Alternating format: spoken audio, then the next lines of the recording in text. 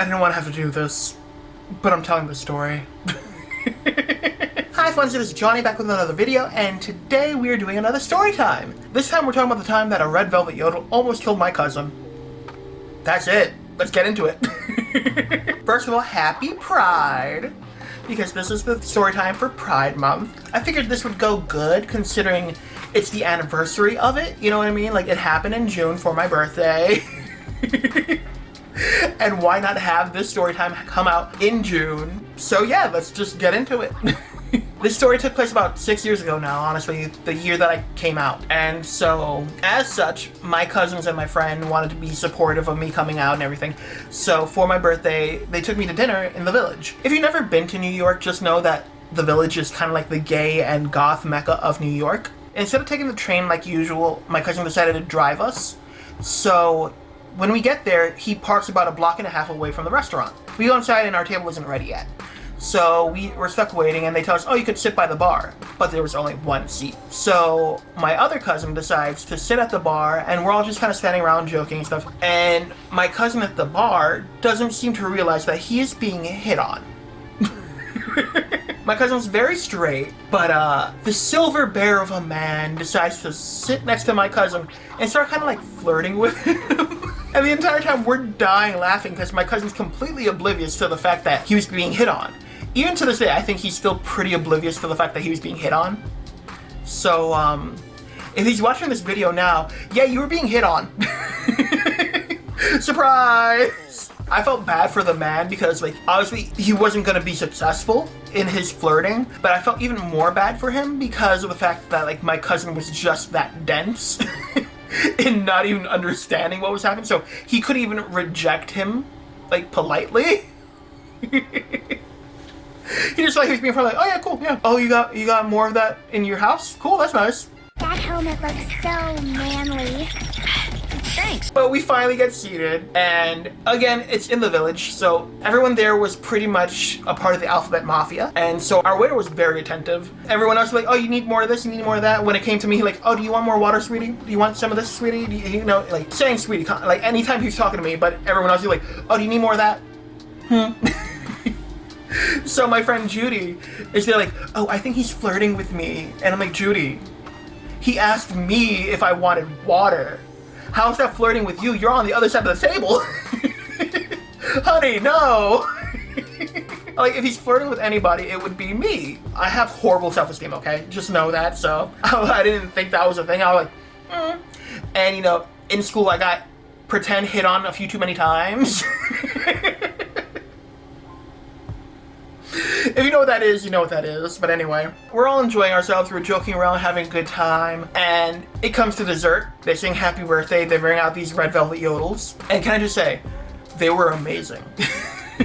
They were amazing. And so we're all sharing them. And so we asked one of my cousins, like, hey, do you want to try it? Because he's the only one that hadn't touched it yet. And he's like, no, I'm okay. And we're like, okay, no problem. My other cousin, you may know from the channel, Danny, asked him, oh, are you sure? He says, yeah, I'm sure. That's the end of it. That's the end of it. We go back to joking and talking about other things. And my other cousin's just like, all right, fuck it. And grabs him and like, you know what I mean? Like, aggressively bites into it. And I'm like, where the hell did that come from? Because no one had even mentioned it in the past few minutes. We were just like, what happened? We were on like conversation number 3 since offering it to him. Like, he was hearing voices in his head talking about, do it. Try it. You need to. Everyone will judge you. Shame on you. Do it. You know, like, he must have been hearing voices or some shit because no one, like, badgered him. We asked him, do you want to try it? He said no. My cousin said, are you sure? He said no again. And we moved on. So we finish our meal and we get up and we start leaving.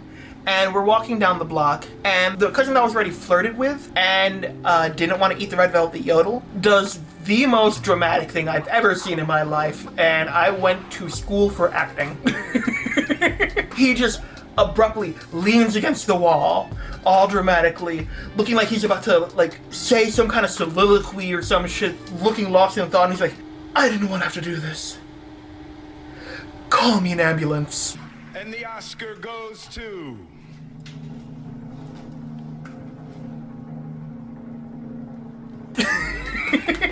So, my other cousin, the one that drove us, Danny, was like, fuck that.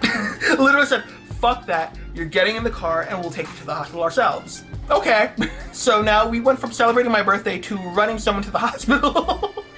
And so we get the GPS out because we don't know where the nearest hospital is. He types it in and we start driving. First of all, traffic was terrible. We got there probably like 15 minutes and we get there and we are greeted by like this.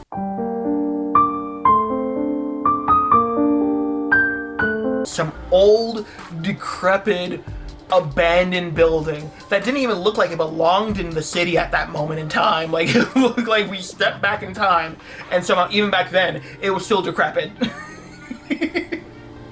And we're like, oh fuck, Henry's gonna die. Stop! He's already dead. So we're concerned and we're like, oh, we might have just killed this boy. We might have just doomed him because we didn't want to call an ambulance, but whatever. We typed in the next closest hospital. Somebody that clearly wasn't paying attention said, oh, this one's not too far from here, about the exact same hospital that we were at. And they said the address and we're like, that's where we are. That's where we are, Judy. I ain't even gonna disguise it. It was Judy. So we find another one and we go driving that way. And we're all like, if this was a serious situation, he'd be dead. He'd 100% be dead by now, okay? Oh my fucking god, she fucking dead. We get there, and we kind of like rush him in, and his older brother and him are like being seen by the doctor, and the rest of us are waiting in the waiting room. Tell me how this woman, Judy, leans over to me and she's like, hey, you want to leave and go play pool? I'm like, Judy! My cousin is in the hospital right now. I kind of want to know if he's gonna make it.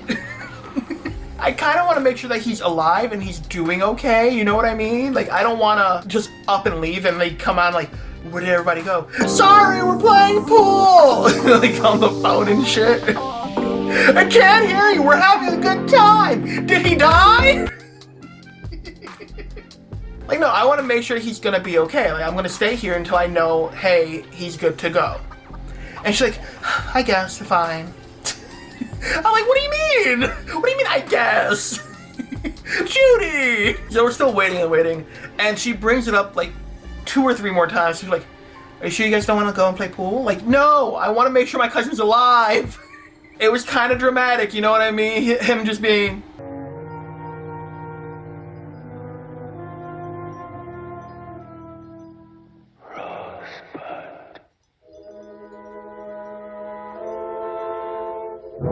Kind of scared me a little bit, you know what I mean?